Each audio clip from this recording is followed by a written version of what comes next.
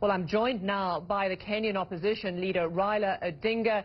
Mr. Odinga, you coming to us live from Nairobi. I don't know if you can hear me, sir. It's Robin Kerner here at the CNN Center. Mr. Odinga, can you hear me? I can hear you very clearly. Thank you, sir. You're live on air. Thank you for joining us. You pulled out of this election. It went ahead anyway. Some of the regions, the counties, have not yet voted. What happens on Saturday, particularly in these opposition areas where voting still hasn't taken place? Well, the Electoral Commission had told the people that they have a choice to participate in the vote or to boycott if they wanted to. And the people of those regions they're talking about opted not to participate in the vote. They opted for a boycott. And we don't know the reason why the government is trying to force them to participate in the elections. So we think that the government is just trying to get an excuse to brutalize the innocent people of those regions. In terms of what happens next after Saturday, what happens in the next week when results are counted, when election results are possibly announced? They're likely they will give Mr. Kenyatta the presidency because of this boycott. How will you and your supporters react?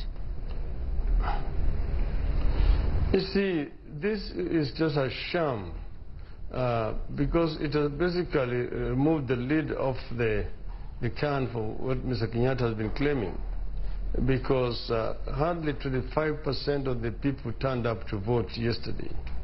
They are now trying to doctor the figures to increase it. But according to the KIMS kits, which were used to biometrically identify the voters, only 3.5 million people participated in the voting yesterday. That is just about 20% of the total registered voters. So that shows basically that the people don't have confidence. It is a vote of no confidence in the government of President Kenyatta. And if I were him, and I know that in most democracies, he would actually resign or step aside. If that does not happen and he's announced president again, so how will you and your supporters react? What is it going to look like in Kenya in a week's time when those results are announced? Well, we've said our constitution, Article 1, says that if the government imposes itself on the people have a right to self-determination. People have also a right to disobey the orders coming from such a government. So do you see more street protests and more violence?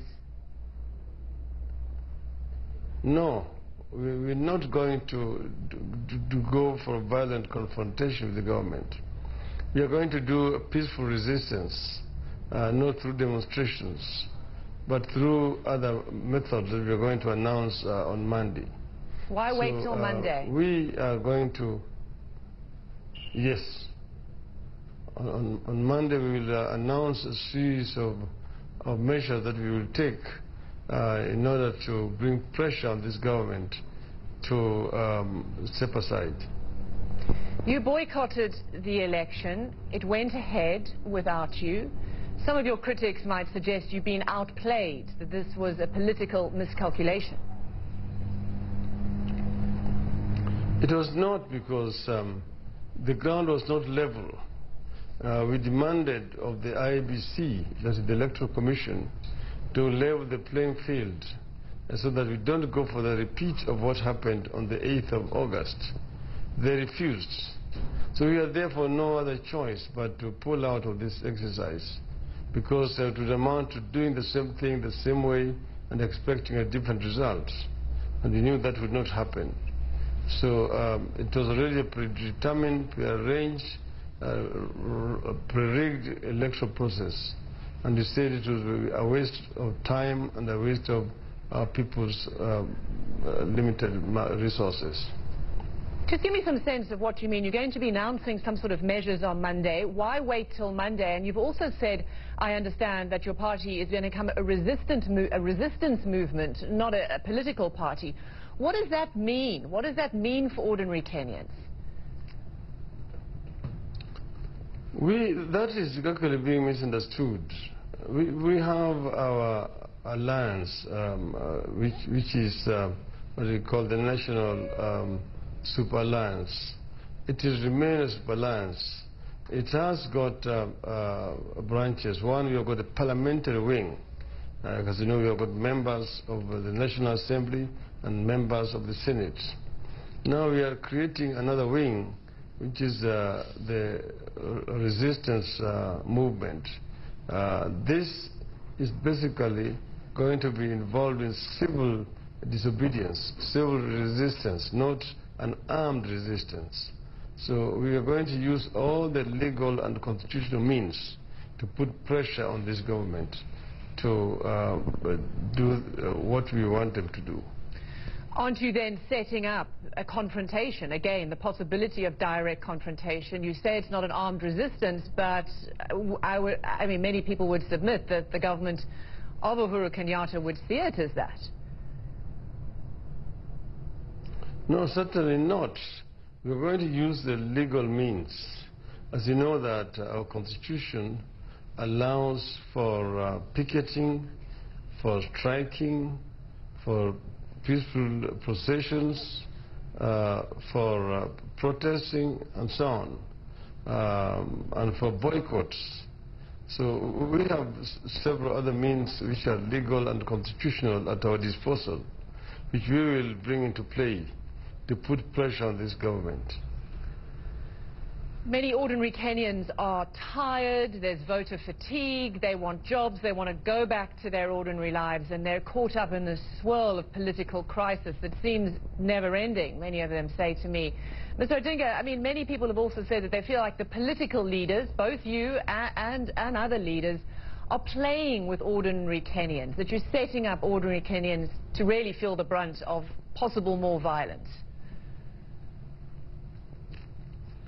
The ordinary Kenyans are actually very, very tired of this regime, a regime that is discriminating against them on the basis of their ethnicity, a regime that is practicing corruption, which has actually messed up the economy of the country. The cost of living is so high and unaffordable for many Kenyans. Unemployment is running at 40%, particularly among the youth and the young. The women folks are not feeling that they are properly integrated in the society. So these are the reasons why the Kenyans want change. And the language that Kenyans are talking about, every other Kenyan you meet will tell you, we want change, we are tired. And that's the reason why our movement is very relevant to the people, because we are championing the cause of the majority of the Kenyan people. Uhuru Kenyatta has suggested that you two talk, that he's offered up a willingness to have discussions. Would you? Well, we had suggested talking before the poll. They rejected it. Instead, they were saying that we are looking for the half a loaf. In other words, that we were begging for inclusion in the government. We said no, we only wanted to agree on the ground rules for these elections. And they refused to talk to us. We have always said that we are always ready for a dialogue. But right now we are saying what we are ready to talk about is how a proper election can be held within the next 90 days.